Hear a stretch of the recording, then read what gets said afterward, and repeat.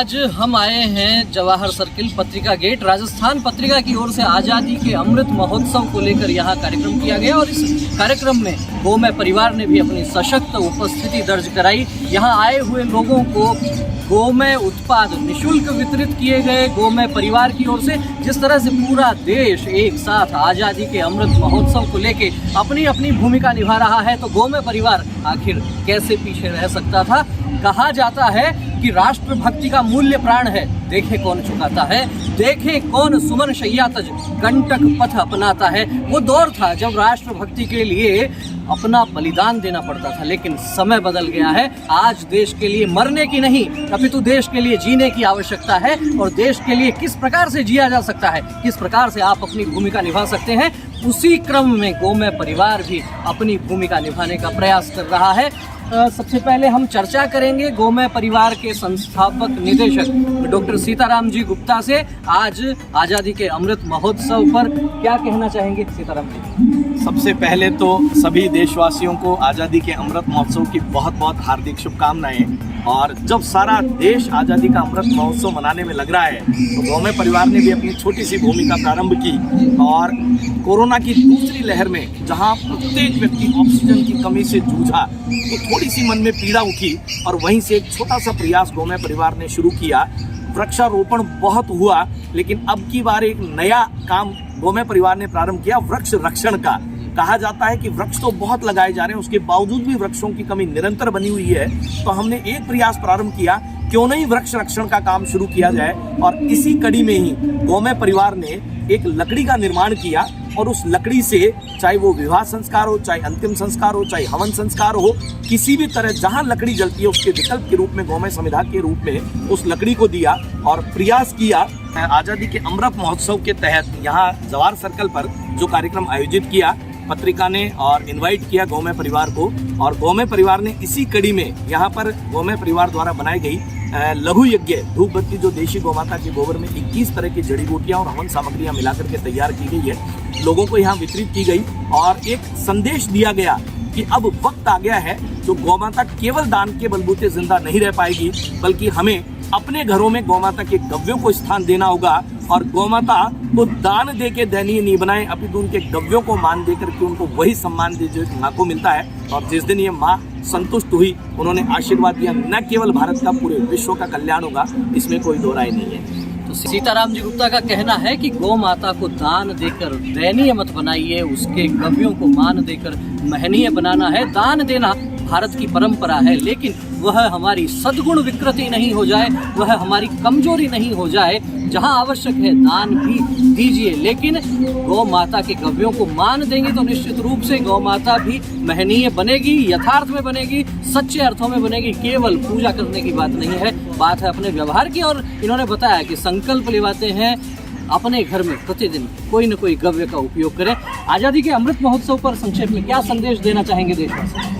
सबसे पहले तो यही कि आज़ादी केवल कोई एक दायरे में सीमित नहीं है, अपितु आज़ादी का मतलब ये है कि हम अपने चाहे विचारों के दुर्गुण हो, चाहे हमारे व्यवहार में हो, चाहे हमारी कार्यशैली में हो, कहीं भी ऐसा कोई भी दुर्गुण हमारे अंदर हो, यदि हम उसको छोड़ पाएं तो सच्चे मायने में आज़ादी को प्राप्त कर पाएंगे। आइए अब चर्चा करते हैं, हमारे साथ में कुछ और लोग हैं। सबसे पहले अभी बात करेंगे हम संपत जी से। संपत जी, क्या कहना चाहेंगे, गोमय परिवार किस प्रकार से भूमिका निभा रहा है अपनी? सर, गोमय परिवार से जुड़ने के बाद में मैं अपने आप को इतना प्राउडली फील कर रहा हूँ कि अब तक जो मैंने समय बीता है वो एक प्रोफेशनल लाइफ जिए मैं। लेकिन सबसे पहले तो मैं अमृत महोत्सव को सबको देशवासियों को बधाई देना चाहता हूँ। जैसा कि डॉक्टर सीताराम जी ने बोला है कि गाय को दयनीय नहीं बनाए, गाय गौ माता है, वो 10 जनों का परिवार भी पाल सकती है और खुद अपना पेट भी भर सकती है। इसी संदर्भ में मैंने गोमय परिवार में एक चीज़ और जोड़ी, गोबर से मैंने ईंट बनाने का काम मैंने जो शुरू किया है, अभी एक प्रारंभ है, शुरुआत होने के बाद में जैसे डॉक्टर सीताराम जी बोलेंगे वहाँ भी अपना ऐसा प्लांट लगा के और गोबर से ईंटें और गौमूत्र के अर्क से गोनाइल बनाने की प्रयास जारी है।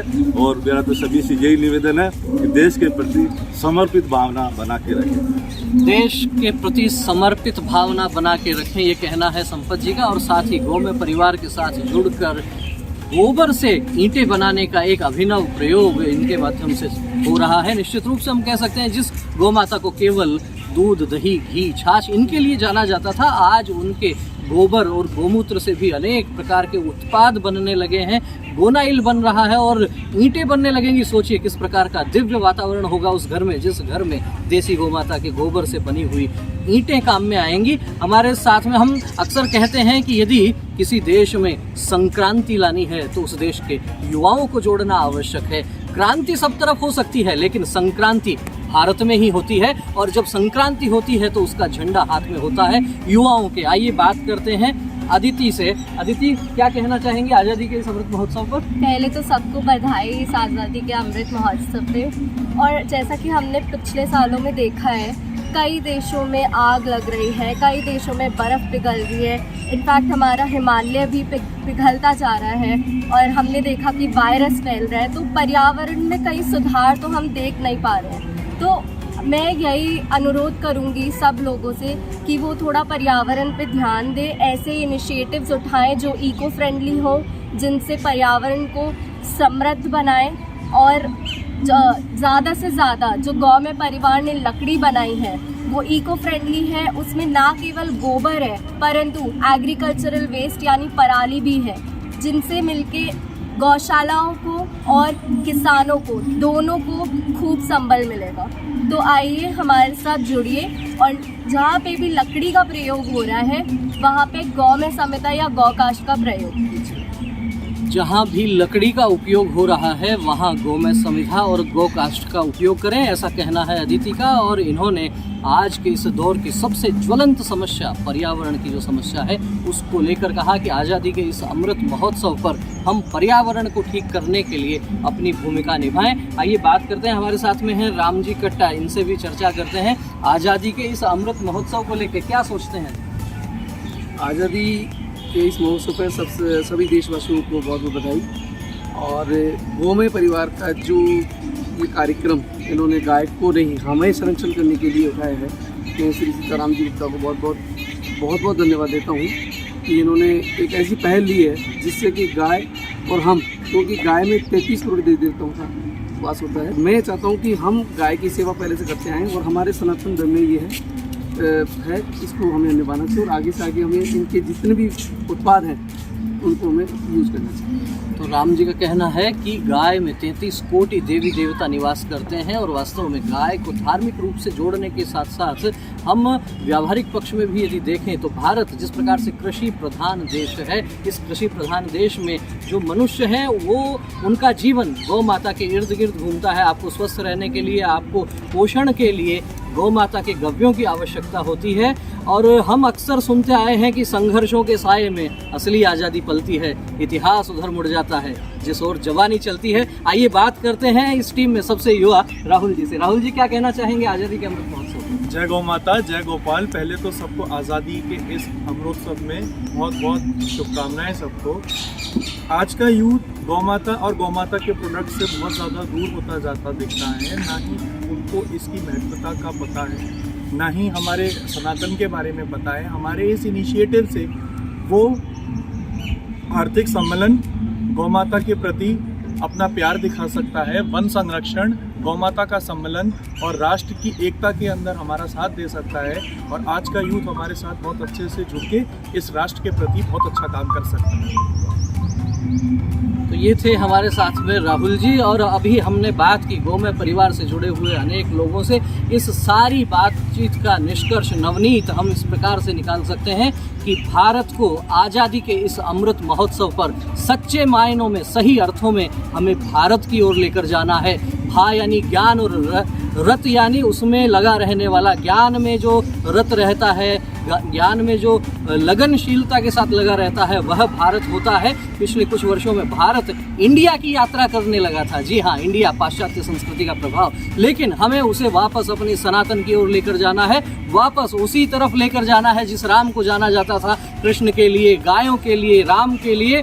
उसी भारत को भारत बनाने में गौमय परिवार बहुत मजबूती से कदम आगे बढ़ा रहा है, अपनी भूमिका निभा रहा है। और मैं अक्सर कहता हूँ कि गंगा की रवानी बदलेगी, सतलज का मुहाना बदलेगा, तो खुद तो बदले बंदे, ये जमाना अपने आप बदलेगा। गौमय परिवार ने अपने आप को बदलने की, समाज परिवर्तन की, विचार क्रांति की ये नई पहल प्रारंभ की है। आप सबका भी इसमें सहयोग चाहिए। आपको वीडियो अच्छा लगा हो तो इसे लाइक कीजिए, अधिक से अधिक लोगों तक इसे शेयर कीजिए और बन जाइए गौमय परिवार की इस विचार क्रांति का हिस्सा। बहुत बहुत धन्यवाद, नमस्कार।